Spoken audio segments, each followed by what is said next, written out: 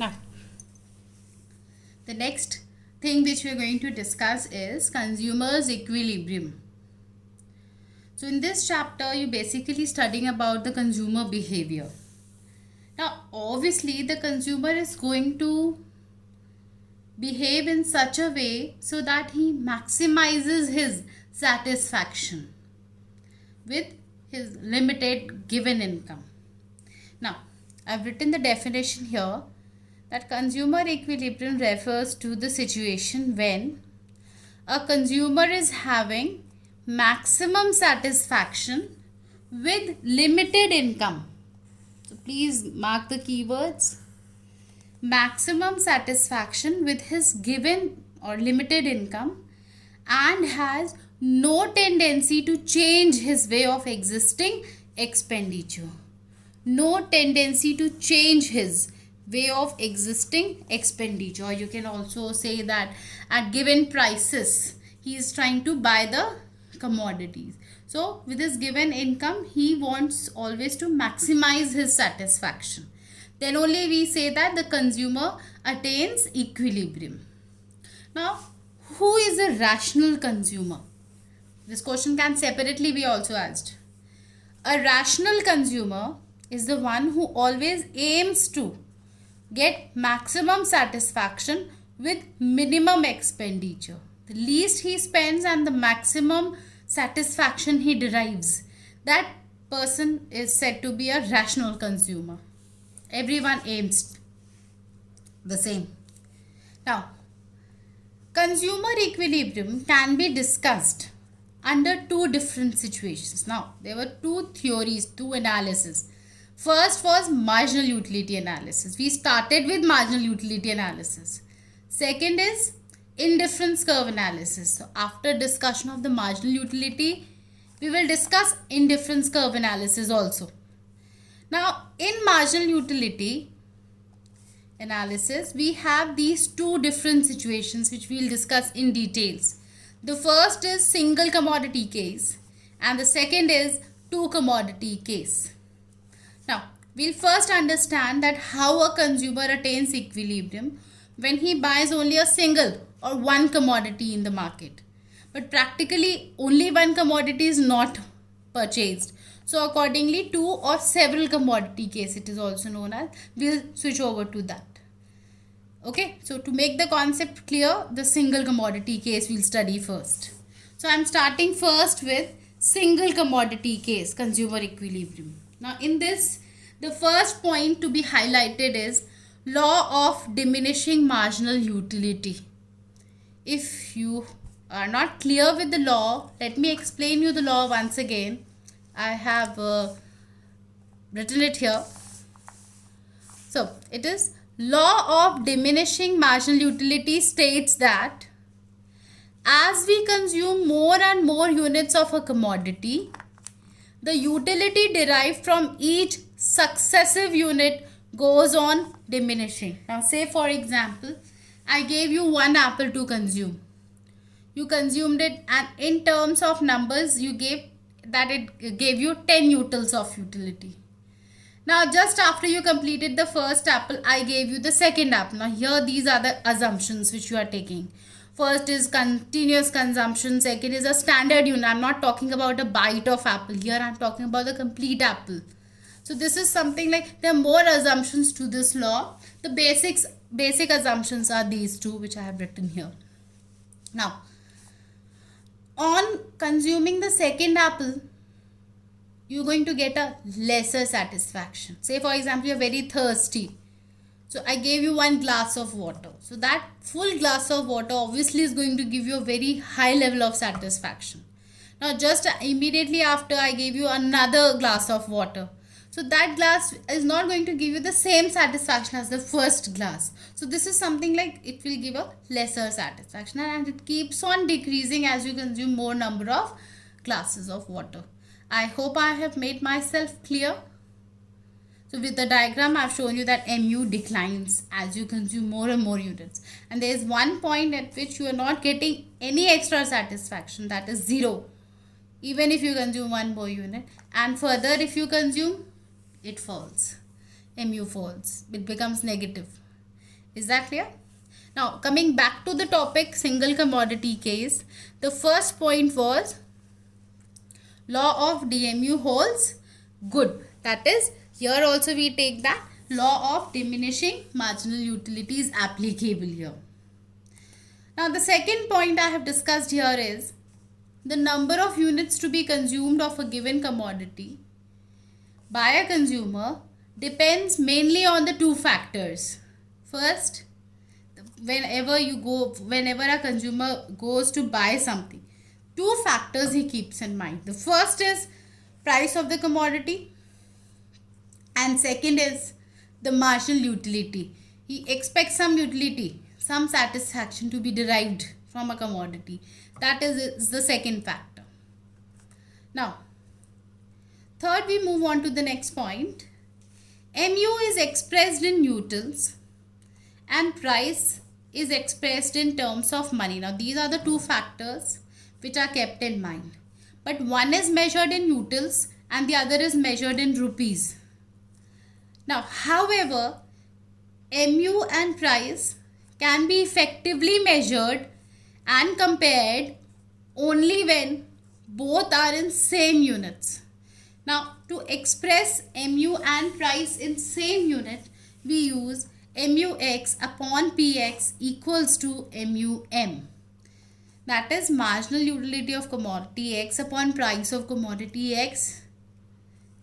The ratio gets equal to MUM. Now, what is MUM? It is marginal utility of money. I'll discuss in detail about MUM now. Now, what is MUM? Marginal utility of money, also known as worth of a rupee, is the amount of value or happiness gained from an increased amount of money available to a consumer or to you. I hope this is clear. Amount of value gained from an increased amount of money available to you. Say for example, with 1 rupee, because MUM is also known as worth of a rupee. Now, with 1 rupee you can buy, say for example, 100 grams of rice, 100 grams of sugar. So this is the standard basket of good you can buy with that 1 rupee. So that is MUM. That is marginal utility of money. Consumer defines MUM himself. He takes this value himself and it remains constant as it is the measuring rod of utility. Consumer in one commodity case will attain equilibrium only when MUX upon MUM is equal to price.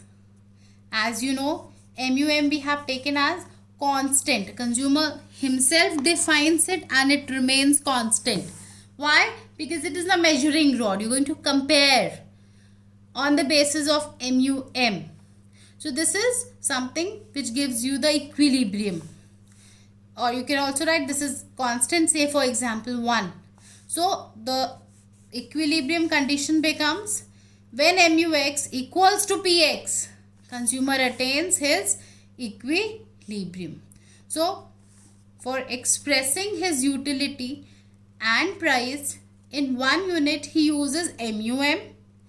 MUM he himself defines and that remains constant throughout, so that measuring of the utility becomes easy. Therefore, the condition for the consumer equilibrium on commodity case is MUX equals to PX. Is that clear? You can also write this as if MUX upon PX gets equal to MUM, consumer attains his equilibrium. Just playing with the numbers, you can say, playing with the values. Applying maths here. PX you can bring it down here, you can transpose it here. MUM you can transpose it that side. So the condition can be written as MUX upon PX is equals to MUM, as I told you on the last page also. Now, If MUM is constant and that constant is taken as 1, so MUX upon PX will be 1. PX transferred there, the condition becomes MUX when equals to PX, consumer attains equilibrium. I hope I am clear. Now to express these two in terms of the same unit, we used MUM. I hope you are getting the value of, you are getting the importance of MUM. On the last page also I have told you this, that marginal utility of a commodity is measured in utils, price is measured in rupees. So consumer himself defines worth of a rupee and express it here as MUM. Then it is taken as constant, say 1, and then the comparison of MU and PX becomes quite easy. Is that clear? So for measuring MUM acts as a measuring rod of utility. I hope I have made myself very clear. Now on transposing PX here and taking MUM as 1, we got the equation as MUX equals to PX. When marginal utility of commodity X gets equal to its price, then we say that consumer attains his equilibrium. So utility is the satisfaction, and the consumer gets the satisfaction when he is spending the same amount of money. He attains equilibrium. Is that clear? Now, what happens when equilibrium is not struck? So if MUX is greater than PX or MUX is less than PX, then what?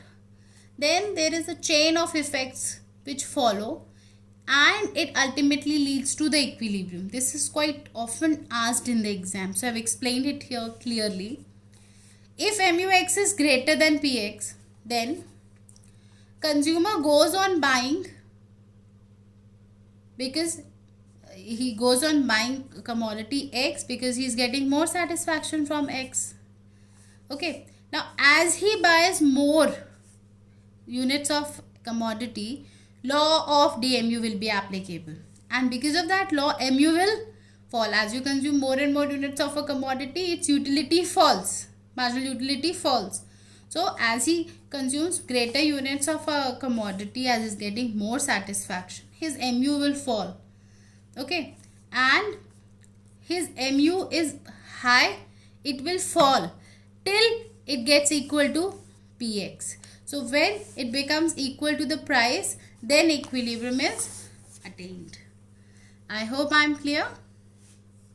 On the other hand, if marginal utility gained from a commodity is less than the price, that is, he is spending more, so obviously the consumer will reduce his consumption of the commodity, and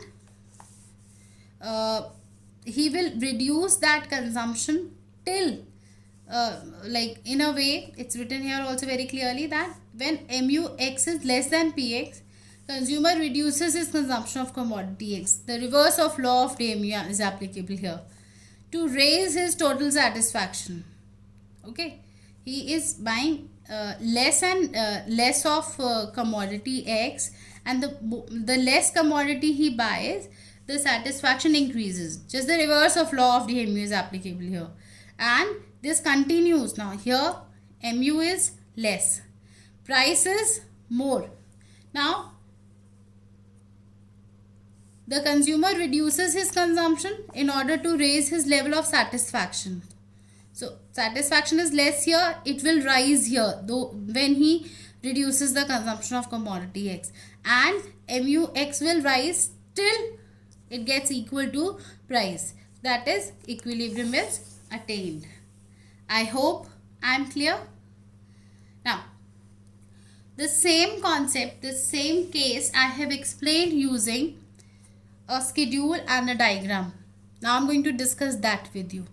Okay, now suppose commodity X is bought at rupees 10 per unit, and the marginal utility of money which the consumer himself defines is 1 utils. This is the assumption you are taking.